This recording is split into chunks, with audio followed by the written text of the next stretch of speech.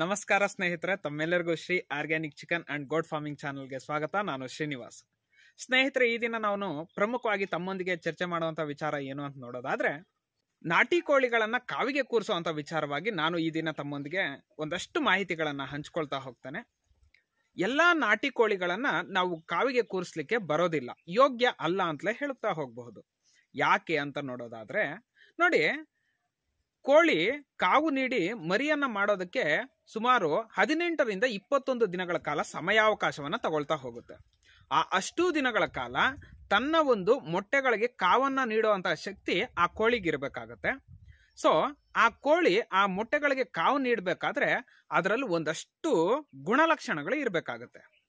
ಮೊದಲನೇದು ನಾವು ನೋಡೋದಾದ್ರೆ, ಈ ನಾಟಿ ಕೋಳಿಗಳಲ್ಲಿ ವಿಧಗಳಿದಾವೆ. ವಿಧಗಳಂದ್ರೆ ಬೇರೆ ಬೇರೆ ಬ್ರೀಡ್ಸ್ ಅಂತಲ್ಲ, ನಮ್ಮಲ್ಲಿರುವಂತಹ ಈ ಒಂದು ಮೂಲ ತಳಿ ಏನಿರುತ್ತೆ ನಾಟಿ ಕೋಳಿಗಳು, ಅದರಲ್ಲಿ ನಾವು ಪ್ರಮುಖವಾಗಿ ಈ ಚಿಟ್ಟುಕೋಳಿ ಅಂತ ಕರಿತೀವಿ. ಅಂದ್ರೆ ಸಣ್ಣ ವಯಸ್ಸಲ್ಲೇ ಮೊಟ್ಟೆ ಇಟ್ಟಿರುತ್ತಲ್ವಾ, ಮೊದಲನೇ ಬಾರಿಗೆ ಮೊಟ್ಟೆ ಇಟ್ಟಿರುವಂತಹ ಆ ಮೊಟ್ಟೆ ಆಗಿರಬಹುದು ಅಥವಾ ಆ ಕೋಳಿ ಆಗಿರ್ಬೋದು, ಅವುಗಳನ್ನ ಮರಿ ಕೂಡಿಸ್ಲಿಕ್ಕೆ ಯೋಗ್ಯ ಅಲ್ಲ ಅಂತಲೇ ಹೇಳಬಹುದು. ಯಾಕೆ ಅಂತ ನೋಡೋದಾದ್ರೆ, ಅವು ಮರಿ ಮಾಡ್ಸಲ್ವಾ ಅಂತ ನೋಡೋದಾದ್ರೆ ಖಂಡಿತ ಮರಿ ಮಾಡುತ್ತೆ. ಆದ್ರೆ ಸಂಪೂರ್ಣವಾಗಿ ನಾವು ಹಾಕಿರೋ ಎಲ್ಲಾ ಮೊಟ್ಟೆಗಳನ್ನ ಮರಿ ಮಾಡುವಂತಹ ಸಾಧ್ಯತೆಗಳು ಬಹುತೇಕ ಕಡಿಮೆ ಇರುತ್ತೆ. ಒಂದನೇ ಅಂಶ. ಎರಡನೇ ಅಂಶ ಬಂದು, ಆ ಕೋಳಿ ತನ್ನೆಲ್ಲ ಮೊಟ್ಟೆಗಳಿಗೆ ಕಾವು ನೀಡುವಂತಹ ಶಕ್ತಿಯನ್ನ ಹೊಂದಿರೋದಿಲ್ಲ. ಯಾಕಂದ್ರೆ ಅದು ಆಗಾಗ್ಲೇ ಬಲಿಷ್ಠ ಆಗಿರೋದಿಲ್ಲ, ತುಂಬಾ ದೊಡ್ಡದಾಗಿರೋದಿಲ್ಲ. ಕೋಳಿ ತನ್ನ ರೆಕ್ಕೆಗಳ ಕೆಳಗಡೆ ಅಷ್ಟು ಒಂದು ಮೊಟ್ಟೆಗಳನ್ನ ಸಂಗ್ರಹಣೆ ಮಾಡ್ಕೊಂಡು, ಅಂದ್ರೆ ಅದರ ಹತ್ರಕ್ಕೆ ತಗೊಂಡು ಕಾವನ್ನ ಕೊಡುವಂತ ಅಷ್ಟು ಬಲಿಷ್ಠ ಆಗಿರೋದಿಲ್ಲ ಅದು ಆ ವಯಸ್ಸಿಗಾಗ್ಲೆ. ಆದ್ರಿಂದ ಮೊದಲನೇ ದೀಟಿನಲ್ಲಿ ಅದು ಮೊಟ್ಟೆ ಕೊಟ್ಟಂತಹ ಸಂದರ್ಭದಲ್ಲಿ ನೀವು ಮನೆಗೆ ಬಳಸ್ಕೊಳ್ಳೋದೇ ಸೂಕ್ತ ಅನ್ನೋದು ನನ್ನ ಅಭಿಪ್ರಾಯ. ಎರಡನೇದು, ಆ ತರ ಮೊಟ್ಟೆಗಳನ್ನ ಯಾಕೆ ಕಾವು ಕೂರಿಸಬಾರ್ದು ಅಂತ ಮತ್ತೊಂದು ಪ್ರಶ್ನೆ ನೋಡೋದಾದ್ರೆ, ಮೊದಲನೇ ಸೂಲು ಅಥವಾ ದೀಟ್ನಲ್ಲಿ ಇಡುವಂತಹ ಮೊಟ್ಟೆಗಳು ಅದು ಸೈಜ್ ಏನಿರುತ್ತೆ, ಗಾತ್ರ ತುಂಬಾ ಕಡಿಮೆ ಇರುತ್ತೆ. ಆ ರೀತಿಯಾದಂತಹ ಕಡಿಮೆ ಗಾತ್ರದ ಮೊಟ್ಟೆಯನ್ನ ನೀವು ಕಾವು ಕೂರಿಸಿದಂತಹ ಸಂದರ್ಭದಲ್ಲಿ ಮರಿನೂ ತುಂಬಾ ಸಣ್ಣದು ಬರುತ್ತೆ. ಅಂದ್ರೆ ಬೇರೆ ದೊಡ್ಡ ಮೊಟ್ಟೆಗಳಿಗೆ ಮಾಡಿರುವಂತಹ ಮರಿಗೆ ನಾವು ಹೋಲಿಕೆ ಮಾಡ್ಕೊಂಡಾಗ ಈ ಒಂದು ಕೋಳಿ ಮರಿಯ ಗಾತ್ರ ಕಡಿಮೆ ಇರುತ್ತೆ. ಗಾತ್ರ ಕಡಿಮೆ ಇದ್ದಾಗ ಕೋಳಿ ಮರಿಯ ಗ್ರೋತ್, ಡೆವಲಪ್ಮೆಂಟ್, ಬೆಳವಣಿಗೆ ಅಂತೇನಿದೆ, ಇದರ ಪ್ರಮಾಣ ಅಥವಾ ಇದರ ಕಾಲಾವಧಿ ಹೆಚ್ಚು ತಗೊಳ್ತಾ ಹೋಗುತ್ತೆ. ಮತ್ತೆ ಅದರ ರೋಗ ನಿರೋಧಕ ಶಕ್ತಿ ಕಡಿಮೆ ಇರುತ್ತೆ. ಚಳಿ, ಗಾಳಿ, ಮಳೆ ಈ ಸನ್ನಿವೇಶಗಳಿಗೆ ಅಥವಾ ಹದ್ದು, ಗಿಡಗ, ಡೇಗ ಈ ಬೇರೆ ಬಾಹ್ಯ ಪ್ರಾಣಿಗಳ ಹೊಡೆತಕ್ಕೆ ಬೇಗ ತುತ್ತಾಗುವಂತ ಸಾಧ್ಯತೆಗಳಿರುತ್ತೆ. ಆದ್ರಿಂದ ನಾವು ಪಡೆಯುವಂತಹ ಮೊದಲನೇ ಮರಿನೇ ಅಥವಾ ನಮ್ಮ ಕೈಗೆ ಬರುವಂತಹ ಮರಿನೇ ದೃಢವಾಗಿದ್ರೆ, ಶಕ್ತಿಶಾಲಿಯಾಗಿರ್ಬೇಕಾದ್ರೆ ನಾವು ಮೊದಲು ಒಳ್ಳೆ ಮೊಟ್ಟೆಯನ್ನ, ಅಂದ್ರೆ ನಮ್ಮಲ್ಲಿಟ್ಟಿರುವಂತಹ ಮೊಟ್ಟೆಗಳಲ್ಲಿ ಯೋಗ್ಯವಾದಂತಹ ಮೊಟ್ಟೆಗಳನ್ನ ಆಯ್ಕೆ ಮಾಡ್ಕೋಬೇಕಾಗತ್ತೆ. ಯೋಗ್ಯವಾದ ಮೊಟ್ಟೆಗಳು ಅಂದ್ರೆ ಎಂತವು? ಯಾವುದೇ ರೀತಿಯಾದಂತಹ ಡಾಟ್ಸ್ ಆಗಿರ್ಬಾರ್ದು. ನಮ್ಮ ನಾಟಿ ಕೋಳಿ ಇಟ್ಟಿರುವಂತಹ ಮೊಟ್ಟೆಗಳ ಮೇಲೆ ಹೆಚ್ಚು ಡಾಟ್ಸ್ ಇರಬಾರ್ದು. ಮತ್ತೆ ಕೋಳಿ ಮೊಟ್ಟೆಯ ಗಾತ್ರ ಸುಮಾರಾಗಿರ್ಬೇಕಾಗತ್ತೆ. ಅಂದ್ರೆ ಫಾರ್ಮ್ ಮೊಟ್ಟೆಗಳಷ್ಟು ದಪ್ಪ ಏನಿರ್ಬೇಕಂತಿಲ್ಲ ನಾನು ಹೇಳ್ತಿರೋದು. ಅಟ್ಲೀಸ್ಟ್ ಇತರೆ ಮೊಟ್ಟೆಗಳಿಗೆ ಹೋಲಿಸ್ಕೊಂಡಾಗ ಸ್ವಲ್ಪ ದಪ್ಪ ಇರಬೇಕಾಗುತ್ತೆ.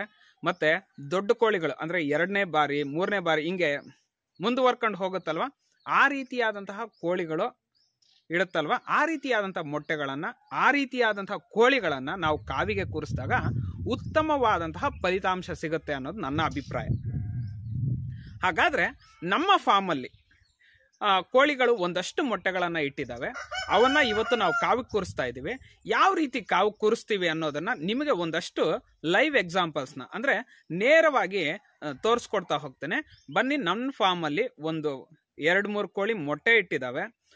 ಸುಮಾರು ನೋಡಿ, ಸಂಖ್ಯೆಯನ್ನ ತಗೊಳ್ಳೋದಾದ್ರೆ ನಾವು 12ರಿಂದ 16 ತನಕ ಕೂರಿಸ್ತೀವಿ ಪ್ರತಿ ಸಲ. ಕೆಲವರೆಲ್ಲ 20 ಮೊಟ್ಟೆ ತನಕ ಕೂರಿಸ್ತಾರೆ. ಅಂದ್ರೆ ನಾನು ಈಗಾಗಲೇ ಹೇಳಿದ್ನಲ್ವ, ಕೋಳಿಯ ಗಾತ್ರದ ಸಂಖ್ಯೆ ತುಂಬಾ ಮುಖ್ಯ ಆಗುತ್ತೆ. ಕೋಳಿಯ ಗಾತ್ರ ದೊಡ್ಡದಾಗಿದ್ರೆ ನೀವು ಹೆಚ್ಚು ಮೊಟ್ಟೆಯನ್ನು ಕೂರಿಸಬಹುದಾಗಿದೆ. ಮತ್ತೆ ಇನ್ನೊಂದು ಅಂಶ ಚೆನ್ನಾಗಿ ನೆನ್ಪಿಟ್ಕೊಂಡಿರಿ, ಈ ಜಾಯ್ ಕೋಳಿ ಅಂತ ಕರಿತೀವಿ, ಮತ್ತೆ ಬೇರೆ ಬೇರೆ ರೀತಿಯಾದಂತಹ ಈ ಫೈಟರ್ ಕೋಳಿಗಳ ಹುಂಜಗಳು ಏನ್ ಬರುತ್ತೆ ಆ ರೀತಿಯಾದಂತಹ ಬ್ರೀಡಲ್ಲಿ ಇರುವಂತಹ ಕೋಳಿಗಳನ್ನ ಹೆಚ್ಚಾಗಿ ಕಾವು ಕೂರಿಸಬಾರ್ದು. ಯಾಕಂದ್ರೆ ಅವುಗಳ ಬಾಡಿ ವೆಯ್ಟ್ ಹೆಚ್ಚಾಗಿರುತ್ತೆ, ಅವು ಮೊಟ್ಟೆ ಮೇಲೆ ನೇರವಾಗಿ ಕೂರ್ತವೆ. ಅಂದ್ರೆ ಆ ಕಾಲಲ್ಲಿ ಇರುವಂತಹ ಪ್ರೆಷರ್ ಅನ್ನ ನೇರವಾಗಿ ಮೊಟ್ಟೆ ಮೇಲೆ ಕೊಡೋದ್ರಿಂದ ಮೊಟ್ಟೆ ಒಡೆದೋಗೋ ಸಾಧ್ಯತೆ ಹೆಚ್ಚಾಗಿರುತ್ತೆ. ಮತ್ತೆ ಆ ರೀತಿಯಾದಂತಹ ಕೋಳಿಗಳಿಗೆ ನಾವು ನಾರ್ಮಲ್ ನಾಟಿ ಕೋಳಿಗಳಿಗೆ ಹೋಲಿಸ್ಕೊಂಡಾಗ ಮರಿ ಮಾಡುವಂತಹ ಚಾನ್ಸಸ್ ಕಡಿಮೆ ಇರುತ್ತೆ. ಅಂದ್ರೆ ನಾರ್ಮಲ್ ನಾಟಿ ಕೋಳಿಗಳು ಒಂದು 15 ಮೊಟ್ಟೆಗಿನ್ನ ಮರಿ ಮಾಡಿಸಿದ್ರೆ ಇವೇನಿರ್ತವೆ, ಇವು ಒಂದು 6-7 ಮರಿಯನ್ನ ಮಾಡುವಂತ ಸಾಧ್ಯತೆಗಳಿರುತ್ತೆ.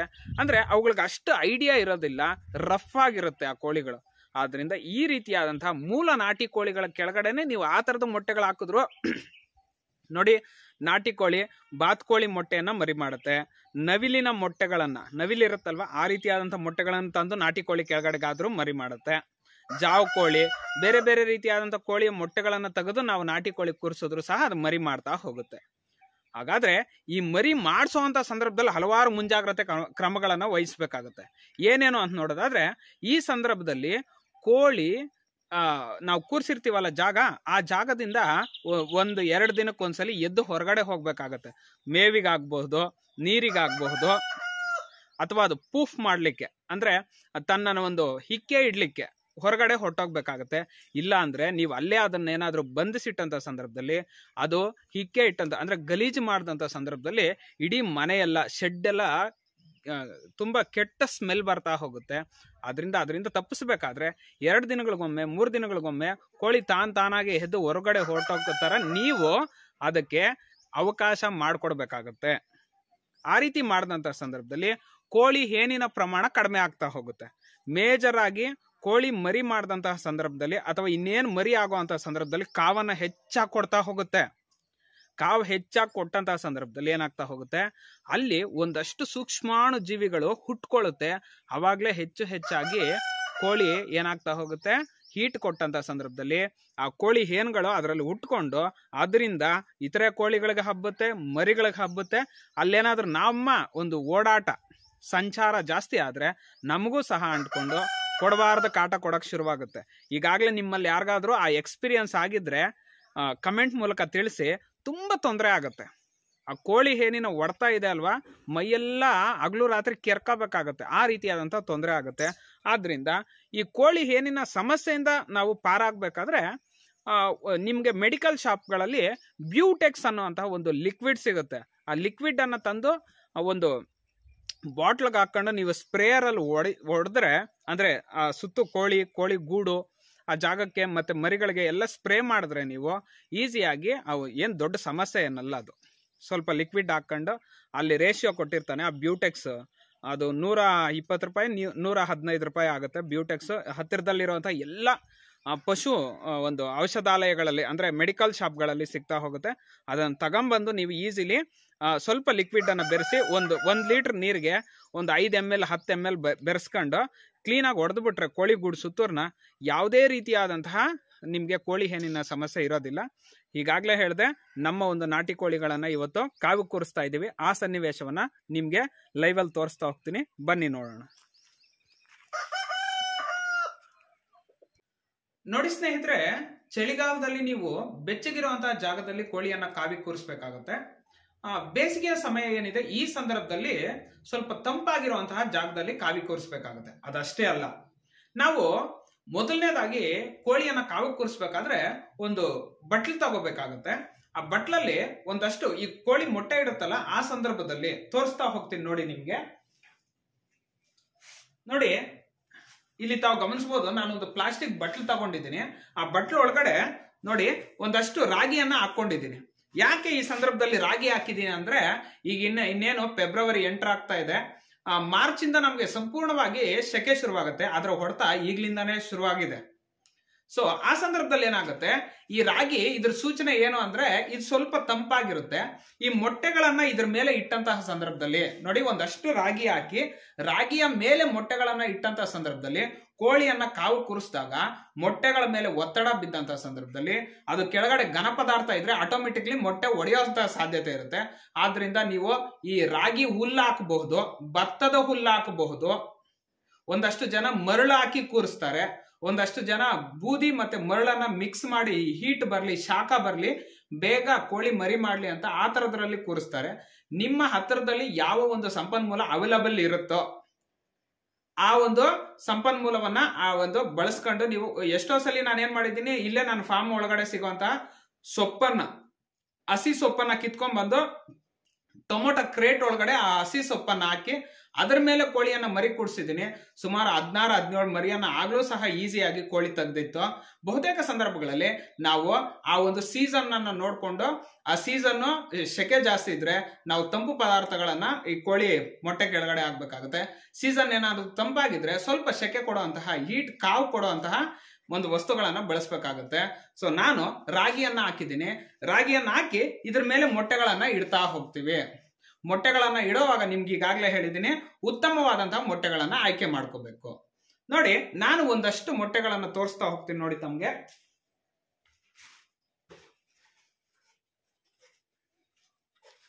ನೋಡಿ, ಅಲ್ಲಿ ಸುಮಾರು 16 ಮೊಟ್ಟೆಗಳನ್ನ ನಿಮ್ಗೆ ತೋರಿಸ್ತಾ ಇದ್ದೀನಿ. ಇವೆಲ್ಲ ನೋಡಿ ಸೈಜ್ ಅಲ್ಲಿ ಸ್ವಲ್ಪ ದೊಡ್ಡದಾಗಿರುವಂತಹ ಮೊಟ್ಟೆಗಳೇ, ತಾವಿಲ್ಲಿ ಗಮನಿಸಬಹುದು. ನೋಡಿ, ಈ ರೀತಿಯಾದಂತಹ ಮೊಟ್ಟೆಗಳನ್ನ ಆಯ್ಕೆ ಮಾಡ್ಕೊಂಡಂತಹ ಸಂದರ್ಭದಲ್ಲಿ ಉತ್ತಮವಾದಂತಹ ಮರಿಯನ್ನ ಮಾಡಿಸುವಂತಹ ಸಾಧ್ಯತೆಗಳು ಇರುತ್ತೆ. ಯಾಕಂದ್ರೆ ಆದ್ದರಿಂದ ಈ ಒಂದು ಮೊಟ್ಟೆನೇ ದೊಡ್ಡದಾಗಿರೋದ್ರಿಂದ ಮರಿನೂ ಸಹ ಬಲಿಷ್ಠವಾಗಿ ಬರುವಂತಹ ಸಾಧ್ಯತೆಗಳಿರೋದ್ರಿಂದ ನೀವು ಈ ರೀತಿಯಾದಂತಹ ಮೊಟ್ಟೆಗಳನ್ನ ಬಳಸ್ಕೊಂಡು ಮರಿ ಮಾಡಿಸಿದ್ರೆ ಉತ್ತಮವಾದಂತಹ ಮರಿಗಳನ್ನ ಮಾಡಿಸಬಹುದಾಗಿದೆ. ನೋಡಿ, ಈ ರಾಗಿ ಒಳಗಡೆ ಈ ಮೊಟ್ಟೆಗಳನ್ನ ಇಡ್ತಾ ಇದ್ದೇನೆ. ನಾವು ಕ್ಲೀನ್ ಆಗಿ ಜೋಡಿಸ್ಬೇಕಾಗತ್ತೆ. ಇದಾದ ನಂತರ ಕೋಳಿ ತಾನಾಗೆ ತನ್ನ ಒಂದು ರೆಕ್ಕೆಯ ಕೆಳಗಡೆ ಈ ಮೊಟ್ಟೆಗಳನ್ನ ತಾನೇ ಜೋಡಿಸ್ಕೊಳ್ತಾ ಹೋಗುತ್ತೆ.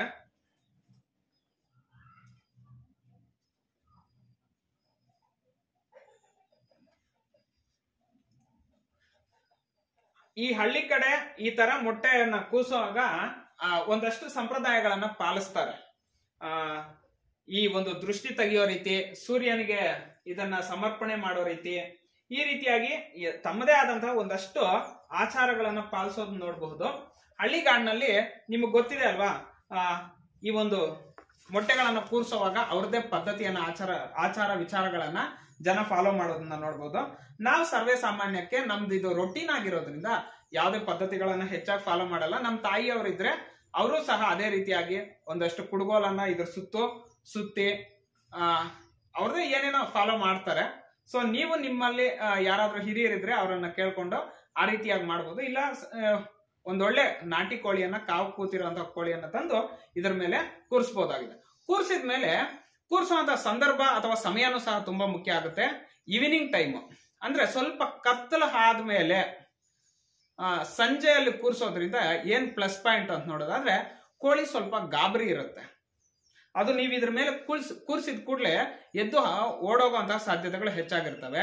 ಆದ್ರಿಂದ ಕೂರಿಸಿದ್ಮೇಲೆ 1 ಅಥವಾ 2 ದಿನ ಅದ್ರ ಮೇಲೆ ಮಕ್ರಿನೋ ಅಥವಾ ಕ್ರೇಟೋ ಏನಾದ್ರೂ ಮುಚ್ಚಬೇಕು. ಮುಚ್ಚಿದಾಗ ಕೋಳಿಗೆ ಉಸಿರಾಡೋ ತರ ಇರಬೇಕು. ಆ ರೀತಿ ಆದದ್ದನ್ನ ಇದ್ರ ಮೇಲೆ ಮುಚ್ಚಬೇಕು. 1-2 ದಿನ ಆದ್ಮೇಲೆ ನೀವು ಬೇಕಿದ್ರೆ ಹೊರಗಡೆ ಬಿಡ್ಬೋದು. ಈ ತರ ಕೂರಿಸಿದಂತಹ ಸಂದರ್ಭದಲ್ಲಿ, ಈಗ ನಾನೇನೋ ರಾಗಿ ಹಾಕಿದ್ದೀನಿ, ಬೇರೆ ನೀವು ಸೊಪ್ಪು ಇನ್ನೇನಾದ್ರೂ ಹಾಕಿದಂತ ಸಂದರ್ಭದಲ್ಲಿ ಒಂದ್ ಸಣ್ಣ ಬಟ್ಲಲ್ಲಿ ಅದಕ್ಕೆ ಕೋಳಿಗೆ ಆಹಾರವನ್ನ ಇಡಬೇಕಾಗತ್ತೆ. ನೀರಲ್ಲಿ ಮಿಕ್ಸ್ ಮಾಡಿ ರಾಗಿನ ಏನನ್ನಾದ್ರೂ ಸ್ವಲ್ಪ ತೇವ ಮಾಡಿ ಗಟ್ಟಿಯಾಗಿ, ಅಂದ್ರೆ ಜಸ್ಟ್ ಒಂದು ಬಟ್ಲಿಗೆ ಒಂದು 5 to 10% ಅಷ್ಟೇ ನೀರು ಮಿಕ್ಸ್ ಮಾಡ್ಬೇಕಾಗುತ್ತೆ. ಇನ್ 90% ರಾಗಿನೋ ಅದು ತಿನ್ನೋ ಅಂತ ದವಸಾನ ಹಾಕಿ ಇಟ್ಟಾಗ ಕೋಳಿಗೆ ಹಸುವಾದಾಗ ತಿನ್ಕೊಳ್ಳಿಕ್ಕೆ ಅದು ಅನುಕೂಲ ಮಾಡಿಕೊಡುತ್ತೆ. ಈ ತರ ಇಟ್ಟಂತ ಸಂದರ್ಭದಲ್ಲಿ ಕೋಳಿ ಮೊಟ್ಟೆಯನ್ನ ಕುಡ್ದಾಕೋದಿಲ್ಲ ಹಸಿವಿಗೆ. ಇಲ್ಲ ಅಂದ್ರೆ ಏನ್ ಮಾಡುತ್ತಂದ್ರೆ, ಈ ಮಿಡ್ ಡೇಸ್ ಅಲ್ಲಿ, ಈ 10 ದಿನ ಆದ್ಮೇಲೆ 15 ದಿನ ಆದ್ಮೇಲೆ ಅದಕ್ಕೆ ಹಸಿವು ಆಗೋದಾಗ ನೀವು ಹೊರಗಡೆ ಬಿಡದೇ ಇದ್ದಾಗ ಮೊಟ್ಟೆಯನ್ನೇ ಕುಡ್ದಾಗುವಂತಹ ಚಾನ್ಸಸ್ ಇರುತ್ತೆ. ಆದ್ರಿಂದ ಜಾಗ್ರತೆ ವಹಿಸೋದು ತುಂಬಾ ಮುಖ್ಯ ಆಗುತ್ತೆ. ನಾವೀಗ ಇದ್ರ ಮೇಲೆ ಕೋಳಿಯನ್ನ ಕೂರಿಸ್ತಾ ಹೋಗೋಣ. ಕೋಳಿಯನ್ನ ಹಿಡ್ಕೊಂಡ್ ಬರ್ತೀನಿ.